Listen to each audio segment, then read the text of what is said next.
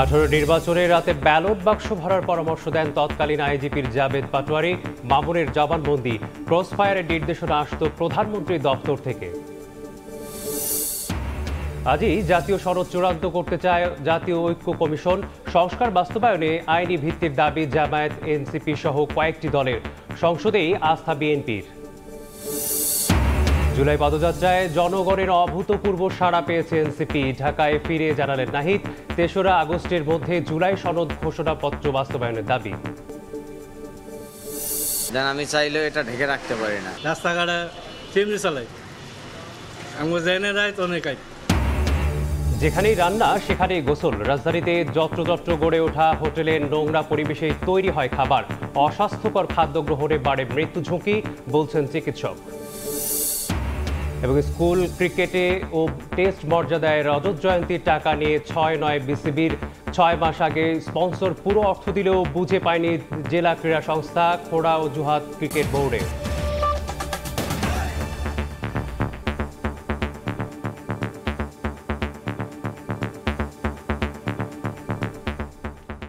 সকালের সময় সঙ্গে আছি আমি মেসবাহুল আলিফ। 2018 নির্বাচনে রাতে ব্যালট বাক্স 50 ভাগ ভরে রাখতে শেখ হাসিনাকে পরামর্শ দিয়েছিলেন তৎকালীন আইজিপি জাবেদ পাটোয়ারি। আদালতে দেয়া সাবেক পুলিশ মহাপরিদর্শক চৌধুরী আবদুল্লাহ আল মামুনের জবানবন্দিতে উঠে এসেছে এমন চাঞ্চল্যকর তথ্য।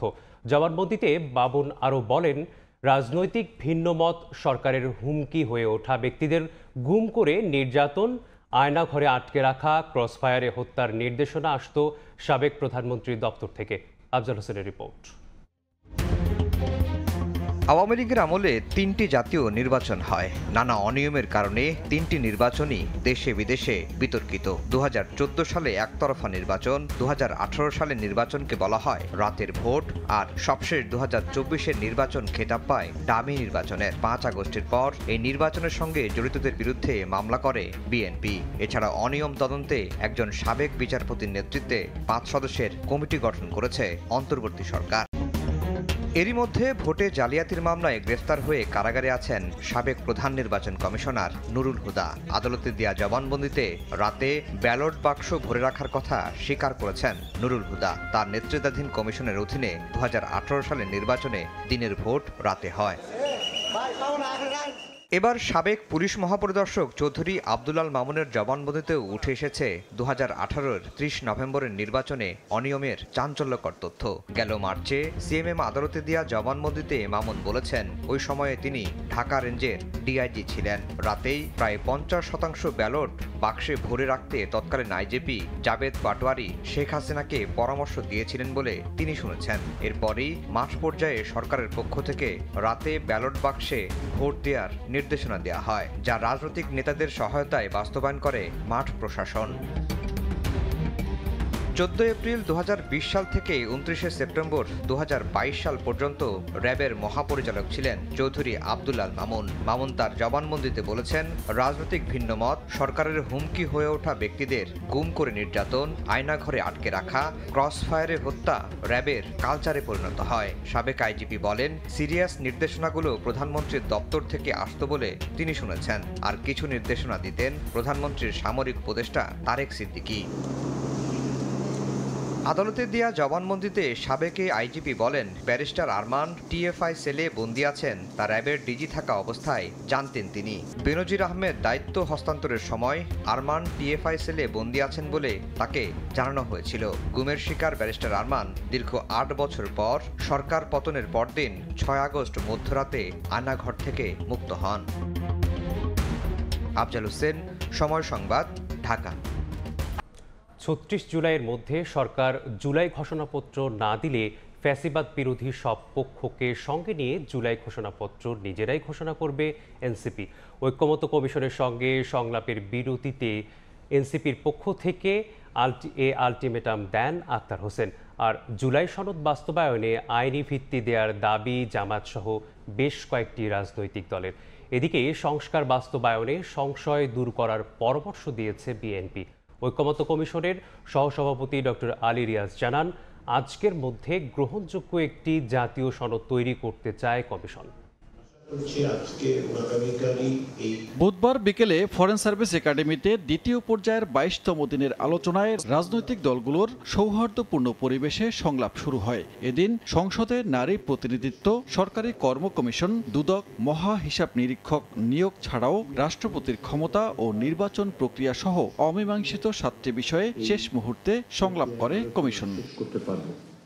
সভা শুরুতে সরাসরি নারী প্রতিনিধি নির্বাচনে একমত হয় দলগুলো, তবে আসন সংখ্যা বৃদ্ধি ও নির্বাচন প্রক্রিয়া নিয়ে আছে ভিন্ন মত। তবে এটা রাজনৈতিক দলগুলোর খুবই একটা অনিশ্চিত একটা প্রস্তাবনা। সভার বিরতিতে এনসিপির পক্ষ থেকে 36 জুলাইয়ের মধ্যে জুলাই ঘোষণাপত্র প্রকাশের আলটিমেটাম দেন আখতার হোসেন। এ সময় 2 বছরের মধ্যে জুলাই সনদ বাস্তবায়নের বিষয়ে বিরোধিতা করেন তিনি। তাড়াহুড়ো না করে আলোচনার সময় বাড়িয়ে সনদের পূর্ণাঙ্গ রূপ দেওয়ার দাবি নুরুল হক নূরের। আমরা একটা অকার্যকর, অপূর্ণাঙ্গ, মৌলিক সংস্কারবিহীন জুলাই সনদ আমরা চাই না। 36 জুলাইয়ের মধ্যেই সরকারকে জুলাই ঘোষণাপত্র জারি করতে হবে। জুলাই সনদের আইনি ভিত্তি না দেওয়া হলে এইখানে জাতীয় ঐক্যমত্য তৈরি হবে না, এবং মেজর স্টেক হোল্ডার হিসেবে আমরাও এটাতে স্বাক্ষর করব না। এই সনদের বাস্তবায়নের জন্য, এইখানের ইনপুটের জন্য আরো অন্তত 3 থেকে 5 দিন সময় বর্ধিত করা প্রয়োজন। সনদ বাস্তবায়নে শুধু অঙ্গীকার নয়, আইনি ভিত্তি দেওয়ার জোর দাবি জানায় জামায়াত, এবি পার্টি সহ বেশ কয়েকটি রাজনৈতিক দল। আইনি ভিত্তি না দিলে এটা তো একটা খাওয়া দাওয়া আলাপ আলোচনা করে শেষ হলো, অথবা আমরা রিকমেন্ড করলাম, অঙ্গীকার করলাম। কি অঙ্গীকার করলাম? কার কাছে অঙ্গীকার করলাম? তো অঙ্গীকার দিয়ে তো শেষ হবে না। এদিকে জুলাই সনদের আইনি ভিত্তি দেওয়ার উপায় আছে বলে মন্তব্য করেন আইনজীবী শিশির মনির। জনগণের ইচ্ছার অভিপ্রায় যখন 5ই আগস্ট ঘটেছে, এর মাধ্যমেই আগের সরকারের পরিবর্তন হয়েছে। সুপ্রিম কোর্টের কোনো অপিনিয়নের ভিত্তিতে সরকার পরিবর্তন হয় নাই। সরকার পরিবর্তন হয়েছে অভিপ্রায়ের ভিত্তিতে। এই অভিপ্রায়টাই হলো সুপ্রিম ল। জুলাই জাতীয় সনদ বাস্তবায়নে নির্বাচিত সংসদেই ভরসা বিএনপির। জনগণকে ধোঁকা দিয়ে উন্মুক্ত আলোচনা উপেক্ষা করার সাহস কোনো রাজনৈতিক দল করবে না বলে মত দলটির।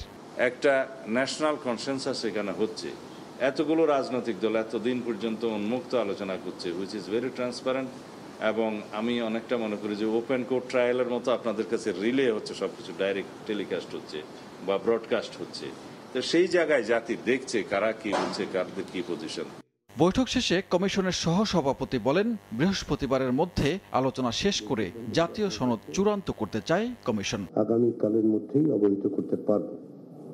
আজকের যে বিষয়গুলো আছে তার মধ্যে কিছু যেটি আমরা সকলেই লক্ষ্য করেছি যে বেশ কিছু বিষয়ে আলোচনা আসলে শেষ হয়েছে। এগুলো এখনো পর্যন্ত 20টি মৌলিক বিষয়ের মধ্যে 14টিতে ঐক্যমতে পৌঁছেছে রাজনৈতিক দলগুলো। সানবীর রূপল, সময় সংবাদ, ঢাকা। দেশ গড়তে জুলাই পদযাত্রায় জনগণের অভূতপূর্ব সাড়া পেয়েছে এনসিপি। বুধবার রাতে ঢাকায় ফিরে এ কথা বলেন দলের আহ্বায়ক নাহিদ ইসলাম। জেলায় জেলায় মাসব্যাপী এই কর্মসূচি শেষ করে ঢাকার ফিরে রাজধানীর বাংলা মোটরে রূপায়ণ টাওয়ারে দলীয় কার্যালয়ে আসেন জাতীয় নাগরিক পার্টির নেতারা। তাদের ফুল দিয়ে বরণ করে নেন নেতাকর্মীরা। এ সময় নাহিদ ইসলাম বলেন, যেসব জেলায় পদযাত্রা হয়নি 5 আগস্টের পর সেসব জেলায় কর্মসূচি পালন করা হবে। জুলাই সনদ ও জুলাই ঘোষণাপত্র বাস্তবায়নের দাবি জানিয়ে 3রা আগস্ট কেন্দ্রীয় শহীদ মিনারে সমাবেশে যোগ দিতে সবাইকে আহ্বান জানান নাহিদ ইসলাম। বিভিন্ন জেলায় জনস্রোত নেমে এসেছিল জাতীয় নাগরিক পার্টি এবং অভ্যুত্থানের নেতৃবৃন্দদের কথা শোনার জন্য, তাদের সাথে কথা বলার জন্য। 3রা আগস্ট শহীদ মিনারের সমাবেশের মাধ্যমে এই পদযাত্রার আনুষ্ঠানিক সমাপ্তি ঘটবে এবং আমরা বলেছি 3রা আগস্ট এর মধ্যে আমরা জুলাই সনদ এবং জুলাই ঘোষণাপত্রের বাস্তবায়ন দেখতে চাই এবং 3রা আগস্ট আমরা জাতীয় নাগরিক পার্টির ইস্তেহার ঘোষণা করব। সকালের সময় আরো থাকছে, বাড়ি ঘর, কবরস্থান, মসজিদ সবকিছু চলে যাইতেছে। কি করুম, কোথায় যাবো? বছর পেরোলেও মেরামত হয়নি ফেনীর মুছাপুর রেগুলেটর। ভাঙা অংশ দিয়ে ঢুকছে পানি। বর্ষায় ফের প্লাবন ও ভাঙন আতঙ্কে লাখো মানুষ। আশ্বাস দিয়েই দায় সারছে পানি উন্নয়ন বোর্ড। খাবারের নামে কি খাচ্ছি আমরা? যা খাচ্ছি তা কতটা স্বাস্থ্যসম্মত? রাজধানীতে যত্রতত্র গড়ে ওঠা হোটেলগুলোর অবস্থা বেহাল। কোথাও না ঢেকেই খাবার রাখা হয়েছে শুধুমাত্র ক্রেতাদেরকে আকৃষ্ট করতে। কোথাও আবার রান্নাঘরেই নেই খাবার রাখার পরিবেশ। চিকিৎসকরা বলছেন দীর্ঘদিন ধরে এমন অস্বাস্থ্যকর খাবার গ্রহণ করে থাকলে মৃত্যু ঝুঁকি বাড়ে। যুব ব্যানার্জির রিপোর্ট।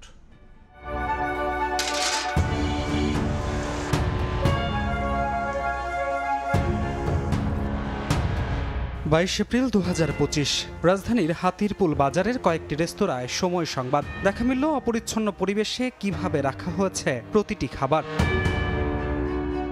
রান্নাঘরের অবস্থা আরও বেহাল।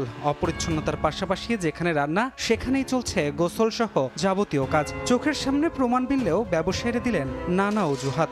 এই যে খাবারগুলো খোলা টোলা রাখা। খোলা রাখি না, আমি ভাত খেতে গেছি তো এই জন্য। এই জায়গায় কি মানুষ গোসল টোসল করে? না, অনেক সময় ওই যে বাবুর্চির লোকজনে হয়তো দেখা গেছে যে বেশি গরম লাগলে হয়তো নামাজ পড়তে যায়, নামাজ পড়ে এই জন্য এইখানে থাকে না।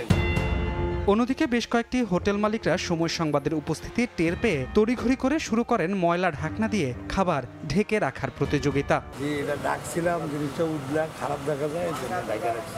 এই কারণে ময়লাটা দিয়ে ঢাকবেন? ময়লা দিয়ে ঢাকবো না, ময়লাটা খেয়াল করে খুলেতে পারে। এবার অভিযোগ মেনে নিয়ে ব্যবসায়ীরা আশ্বাস দিলেন পরিবর্তনের। যে হোটেলগুলোতে খাবারের মান নিয়ে আমাদের সন্দেহ ছিল সেগুলোতে আবারও এসেছি আমরা। দেখব এ কদিনে কি পরিবর্তন এসেছে। তবে এবারও সেই আগের চিত্রই, পরিবর্তন হয়নি কিছুই। নোংরা পরিবেশে চলছে খাবার তৈরি থেকে পরিবেশন। আমি তো দোকানে ছিলাম না, আমি ঘুম থেকে উঠে মাত্র আসছিলাম, আমি দোকানে ছিলাম না। দেন আমি চাইলেও এটা ঢেকে রাখতে পারি না। আমি না, আপনি 10টা দোকান দেখেন, এই লাইনে যে কয়টা দোকান আছে প্রতিটা দোকানের একই অবস্থা দেখবেন। এবার রাজধানীর আরও কয়েকটি রেস্তোরাঁয় সময় সংবাদ। প্রথমে রান্নাঘরে ঢুকতে দিতেই বাধা। বলা হলো রান্নাঘর অনেক দূরে।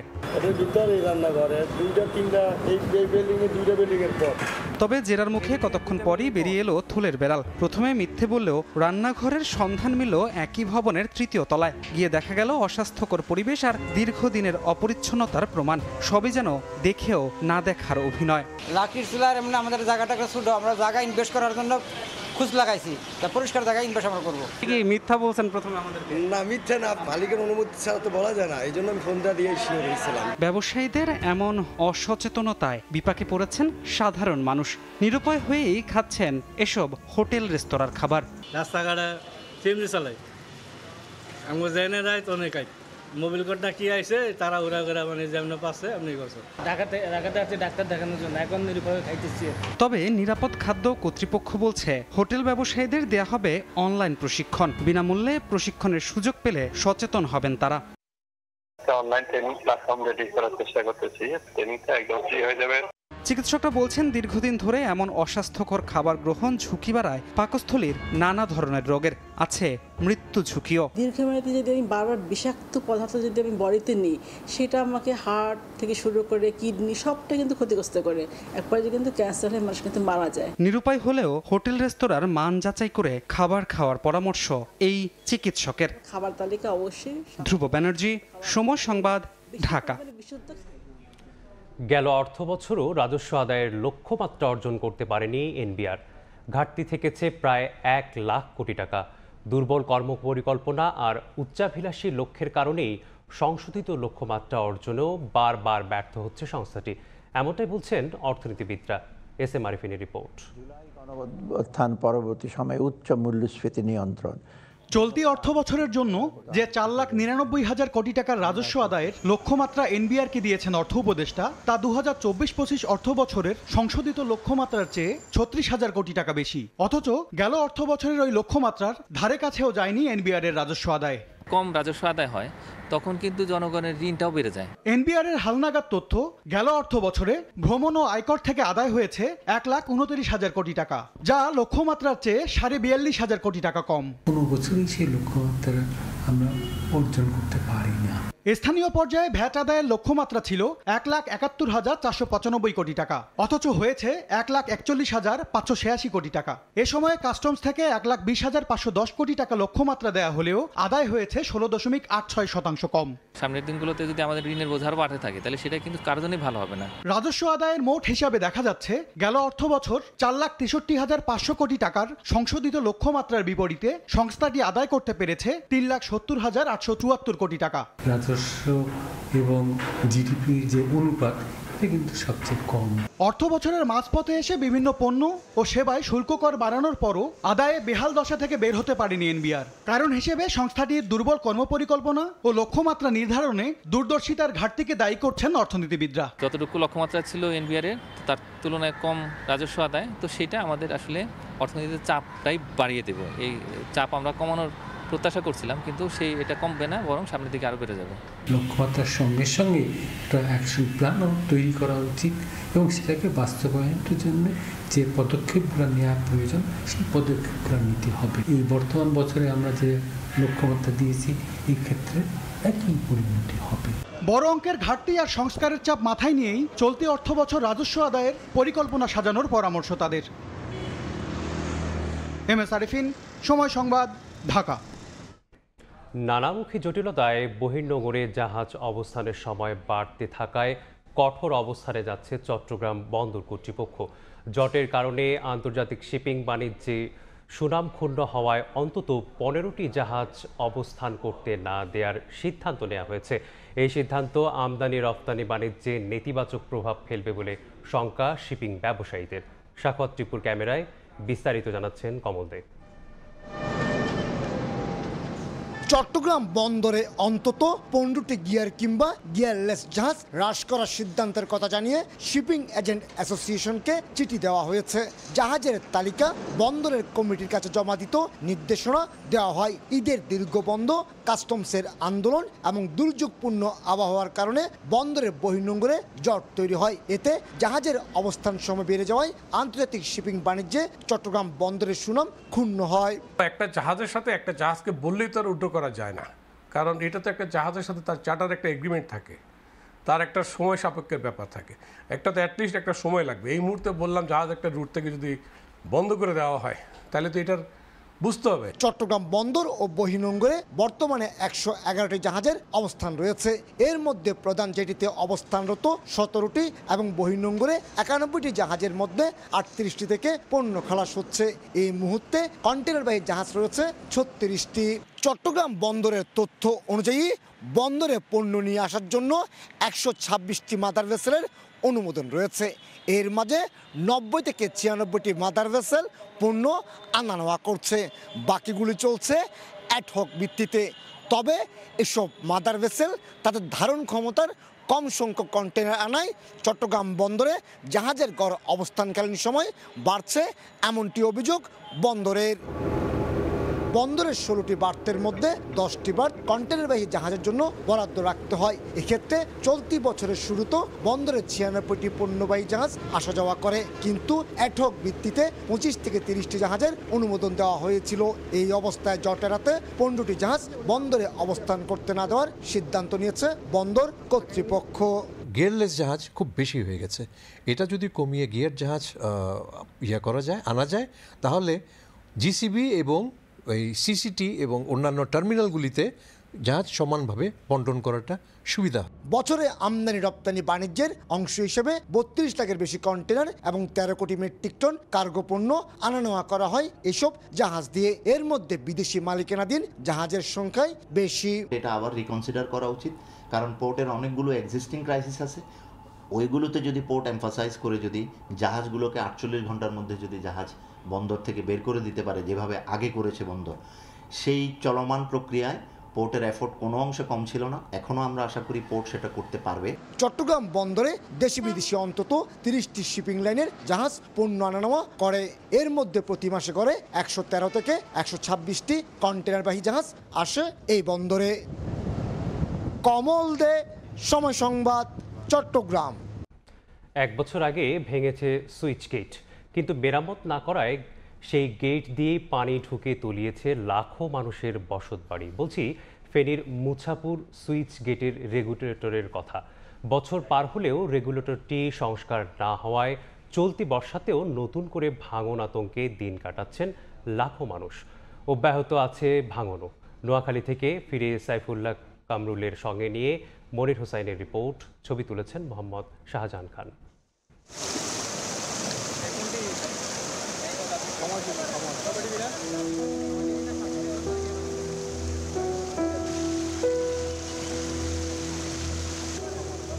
26 আগস্ট 2024 স্মরণকালের ভয়াবহ বন্যায় একদিকে ভাসে ফেনী জেলা, অন্যদিকে সেই ক্ষত পৌঁছে যায় পাশের জেলা নোয়াখালীতেও।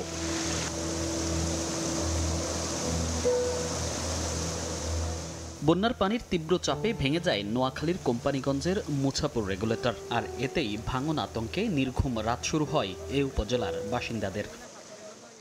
এক মুছাপুর রেগুলেটরের কারণে বিলীন হচ্ছে শত শত ঘরবাড়ি আর ধ্বংস হচ্ছে হাজারো স্বপ্ন।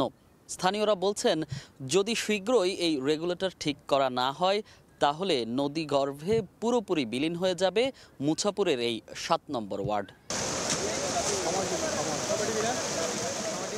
এই ওয়ার্ডের বাসিন্দা আব্দুল্লাহ সুজন জীবনের সব অর্জন দিয়ে বানিয়েছিলেন দোতলা বাড়ি। তবে ছোট ফেনী নদীর এমন আগ্রাসনে এখন তার দিন কাটছে আতঙ্কে। শুধু আব্দুল্লাহ নয়, এমন আতঙ্কে দিন পার করছেন নদী পাড়ের শত শত পরিবার। বাপদাদার রেখে যাওয়া ভিটে মাটি হারিয়ে নিঃস্ব সব পরিবার এখন আশ্রিত অন্য কোথাও। 45 বছর বয়সে ইনকাম যা করছে সবকিছু একটা বিল্ডিং করছি, ঘর করছি, দেখেন এটা কিন্তু এই নদী গর্ভে চলে যাচ্ছে। কারণ আমি যে এরপরে যে কিছু করব, আমার ছেলে মেয়েকে নিয়ে কোথায় থাকবো, আমার মা বাবাকে নিয়ে থাকবো, সেই পরিস্থিতিও নাই। বাজি নাই, কি করুম, কোথায় যাবো? মার্কিবের নামাজ ওইবার লেখা আছে, আমার ঠেঙ্গের তল তুন সাইরকুয়া জায়গা লই আমারও লই নদী ভিতরে ফেলাইছে। মুছাপুরের পাশাপাশি নদী গর্ভে বিলীন হচ্ছে একই উপজেলার চরহাজারি ও চরপার্বতী ইউনিয়নের অসংখ্য ঘরবাড়ি। তলিয়ে যাচ্ছে শত শত একর ফসলি জমি। এক এক পরিবার কয়েকবার ভাঙনের মুখে পড়ে এখন যাপন করছেন মানবেতর জীবন। অনেক জায়গা ছিল তো এর ভিতরে তো বাড়িঘর ভাঙ্গি, ঘর দুয়ার তো কবার লাইলাম, 3 বার 4 বার লাইছি। আমাদের বাড়ি ঘর, কবরস্থান, মসজিদ সবকিছু চলে যাইতেছে। বাড়ি আগা ছিল ওইদিকে ভাঙতে বর্তমানে এখানে আরেকজন জায়গার উপরে আছি। তো যদি এখানে না থাকতে পারি আমরা কমে যাই, এটা আল্লাহ মাহবুত জানে, আমরা নিজেরাও জানি না। তবে গেল বছর বন্যার পর চরপার্বতী এলাকার রক্ষায় কিছুটা স্বস্তি এনে দিয়েছে একটি বাঁধ। স্থানীয়দের নিজ উদ্যোগ ও অর্থায়নে দেয়া এ বাঁধের কারণে ভরাট হতে শুরু করেছে ভেঙে যাওয়া কিছু অংশ। জেগে ওঠে প্রায় 500 একর জমি। স্থানীয় জনপ্রতিনিধির দাবি, জরুরি ভিত্তিতে সরকারের সহায়তা পেলে নদী ভাঙন থেকে রক্ষা পাবে এই ইউনিয়নের কয়েকশো পরিবার। এদিকে দ্রুত রেগুলেটরের কাজ শুরুর আশ্বাস দিচ্ছেন জেলার পানি উন্নয়ন বোর্ডের নির্বাহী প্রকৌশলী। জানান, চাহিদার আলোকে জরুরি ভিত্তিতে বরাদ্দের কথাও। এই বাঁধটা যদি কোনো রকম ভেঙে যায় তাহলে আমাদের আবার কি বিশাল ভোগান্তি হবে। যদি এখানে 50 লক্ষ টাকার আনুমানিক কাজ করে স্থায়ী সমাধান হবে। ভাঙনের জন্য মাননীয় প্রধান উপদেষ্টা আমাদের অনুমোদন করবে বাংলাদেশ সেনাবাহিনীর 34 ইঞ্জিনিয়ার কনস্ট্রাকশন ব্রিগেড। তারা এক্সিকিউটিং এজেন্সি হিসেবে সেখানে প্রায় 10.230 মিটার, মানে 10 কিলো 230 মিটার মানে প্রতিরক্ষা কার্যক্রম বাংলাদেশ সেনাবাহিনী কর্তৃক বর্তমানে তাদের তত্ত্বাবধানে বাস্তবায়ন হচ্ছে। চলতি বছর ফেনীতে নতুন করে প্লাবিত হওয়ায় আতঙ্ক বেড়েছে ছোট ফেনী নদী তীরবর্তী বাসিন্দাদের। তারা বলছেন, গত বছরের মতো আবারও ভয়াবহ বন্যা হলে নদী গর্ভে বিলীন হতে পারে লক্ষাধিক পরিবার। মনির হোসাইন, সময় সংবাদ, নোয়াখালী। খুলনায় টানা বৃষ্টিতে প্রায় প্লাবিত হচ্ছে নিম্নাঞ্চল। পানি নামতে না পারায় একাকার হচ্ছে সবজি ক্ষেত ও মাছের ক্ষেত। চলতি মাসেই ক্ষতি হয়েছে কয়েক কোটি টাকার। জলাবদ্ধতার কারণ হিসেবে খাল দখল ও বাঁধ নিয়ে প্রভাবশালীদের মাছ চাষকে দায়ী করছেন ক্ষতিগ্রস্তরা। নিয়ামুল হোসেন কোচির ক্যামেরায় তানজিম আহমেদের রিপোর্ট। একের পর এক দুর্যোগে ঘুরে দাঁড়াতে হিমশিম অবস্থা দক্ষিণাঞ্চলের কৃষিকাজে জড়িত হাজারো মানুষের। সম্প্রতি অতিবৃষ্টিতে আবারও নাজেহাল অবস্থা তাদের। ভেসে যায় মাছের ঘের। সপ্তাহব্যাপী পানিতে নিমজ্জিত ছিল বর্ষাকালীন সবজি, অফ সিজন তরমুজের ক্ষেত, আউশ ধান এবং রোপা আমনের বীজতলা। বৃষ্টির পানি নেমে যাওয়ার সঙ্গে সঙ্গে স্পষ্ট হতে থাকে ক্ষতির চিত্র। কৃষি ও মৎস্য বিভাগের তথ্য মতে চলতি মাসের অতিবৃষ্টিতে জেলায় ভেসে যায় 6500-এর অধিক ঘের। প্লাবিত ছিল 1100 হেক্টর জমি, যাতে ক্ষতি হয়েছে প্রায় 22 কোটি টাকা। জলাবদ্ধতায় এমন ক্ষতির কারণ হিসেবে প্রাকৃতিকের চেয়ে মানবসৃষ্ট কারণকেই বেশি দুষছেন স্থানীয়রা। এই অবস্থা থেকে ঘুরে দাঁড়াতে সরকারি সহযোগিতা প্রয়োজন বলে জানান ক্ষতিগ্রস্তরা। কৃষি লাগাই দিবেন, শসা লাগাই, কুমড়ো লাগাই, তারপরে লাউ লাগাই, কিচ্ছু করতে পারেন, জলে তলায় গেছে। ধান করি আমি, সেই সমস্ত ধান ফেলানো সব তলায় দিয়ে সব নষ্ট হয়ে গেছে। আমরা যারা ঘের করি আমাদের কোটি কোটি টাকা ভেসে গেছে। প্রচুর মাছ বেরিয়ে পাশে নদীতে চলে যায়, গেলে বর্তমানে কিছু নেই। আর সংশ্লিষ্ট সংস্থাগুলো বলছে ক্ষতিগ্রস্তদের তালিকা পাঠানো হয়েছে মন্ত্রণালয়ে। একই সঙ্গে ভবিষ্যতে ক্ষয়ক্ষতির পরিমাণ কমাতে বিভিন্ন পরামর্শও দেন তারা। কোন পর্যন্ত পানি ওঠে সেইটাকে মাথায় রেখে আমাদের ঘেরের পাড়গুলোকে ততটুকু উঁচু করতে হবে এবং মজবুত করতে হবে। আশা করি যে এক সপ্তাহের মধ্যে আমরা এটা পাওয়া যাবে। এখানে তাদেরকে বীজ সহায়তা দেওয়া হবে, তাদেরকে সারের সহায়তা দেওয়া হবে, মানে উপকরণ হিসাবে, এবং এটা কৃষককে তাদের প্রত্যেক কৃষকের হাতে এটা পৌঁছে দেওয়া হবে। স্থানীয় আবহাওয়া অফিসের তথ্য মতে চলতি মাসে খুলনায় 600 মিলিমিটার বৃষ্টিপাত রেকর্ড করা হয়েছে। তানজিম আহমেদ, সময় সংবাদ, খুলনা। এবার আবহাওয়ার খবর।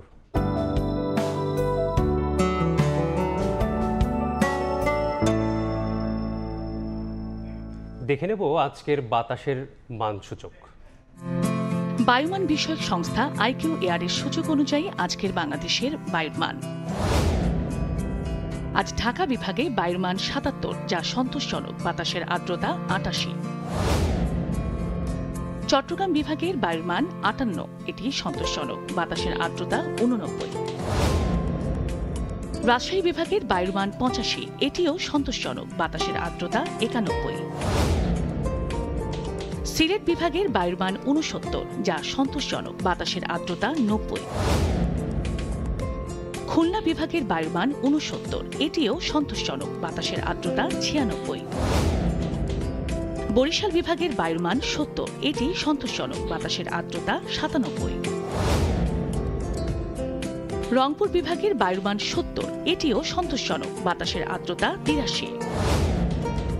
ময়মনসিংহ বিভাগের বায়ুর মান ৬৬, যা সন্তোষজনক, বাতাসের আর্দ্রতা ৯০। সারা দেশে বায়ুর মান সবচেয়ে ভালো চট্টগ্রাম ৫৮, সারা দেশে বায়ুর মান সবচেয়ে খারাপ রাজশাহী ৮৫। নতুন বার্জারি কোকোট, ঘরের বাতাস সুস্থ হোক। নওগাঁয় ডায়রিয়া, নিউমোনিয়া সহ নানা রোগের প্রকোপ। হাসপাতালগুলোতে বেড়েছে রোগীর সংখ্যাও। বিস্তারিত জানাতে সদর হাসপাতালে আছেন সহকর্মী এমআর রকি, যাচ্ছি তার কাছে।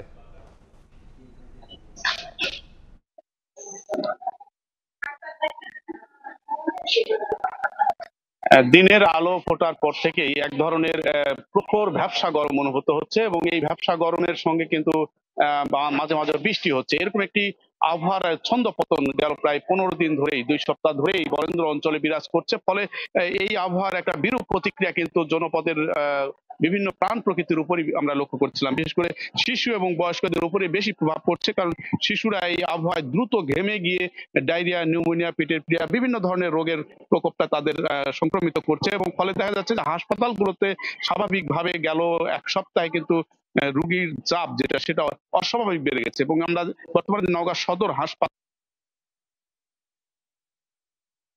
বেশি কিন্তু রোগী, অর্থাৎ 50-এর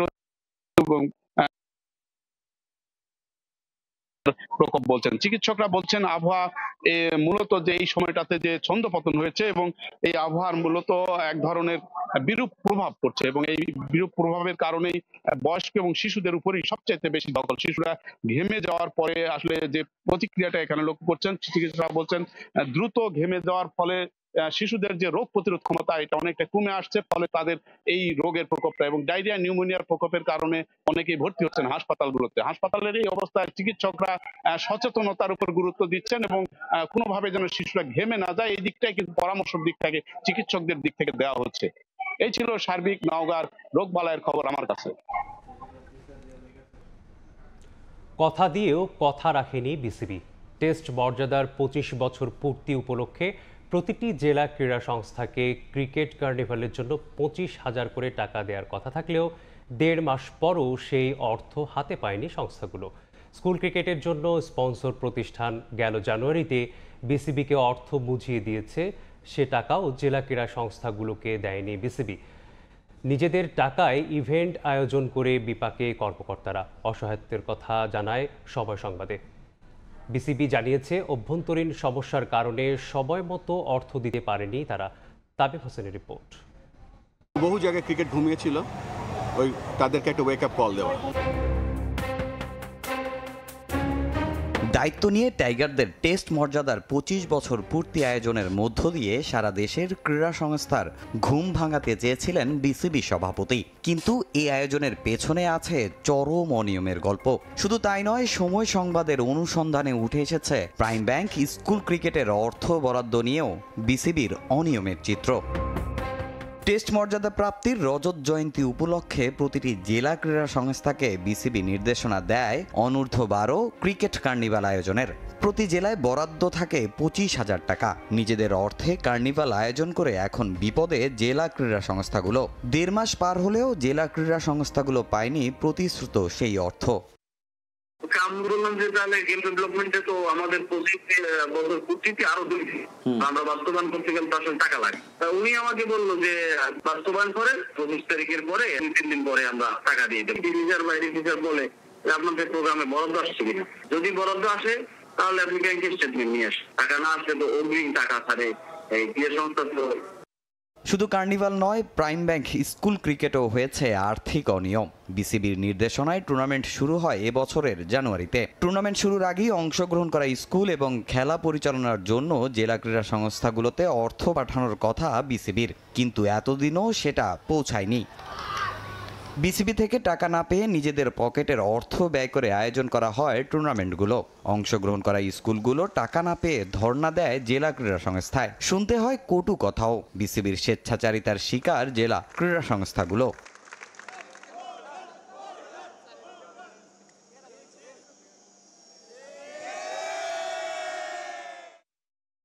খরচ করছি, ওরা ট্রফি দিয়ে দিচ্ছে, এবার প্যান্ডেল করা লাগবে। দেখো মনে করেন সমুদ্রটা করাইছি, সকাল সন্ধ্যা ফোন অনেকবার ফোন করছে, আমি বললাম যে আপনি ঈদের সময় টাকাটা পাবেন। ফাইনালও হয়ে গেছে, তাও মনে হয় মাস দিয়ে গেছে। তাহলে এই খরচ করছে, তাহলে বিসিবির কাছে দেয়, তাহলে বিসিবি কেন টাকা দিতে এত লেট করে?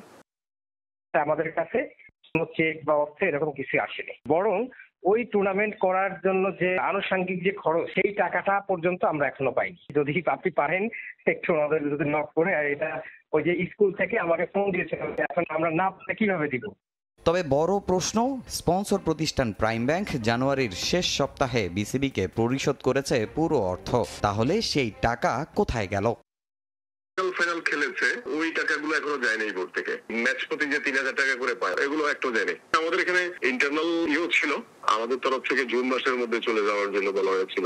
জুলাইয়ের 8-10 তারিখের মধ্যে ট্রান্সফার করার ব্যাপারে করা হয়েছিল। বোর্ডেও কিছুটা পরিবর্তন এসেছে। সব মিলিয়ে যে অস্থিরতাটা ছিল এখন কেটে গেছে। আমার মনে হয় যে ওটা 3rd উইকের মধ্যে ওটা চলে যাওয়া উচিত আর কি।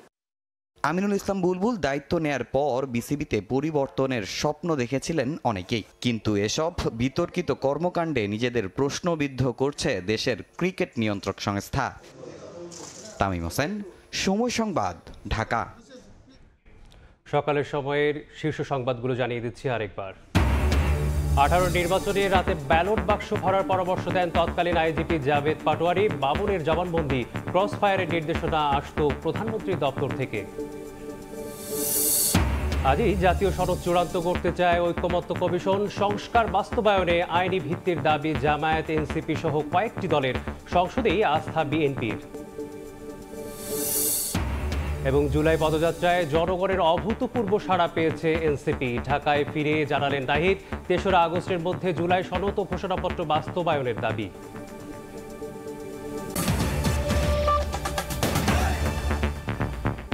এই ছিল সকালের সময়, সঙ্গে থাকুন সময়ের।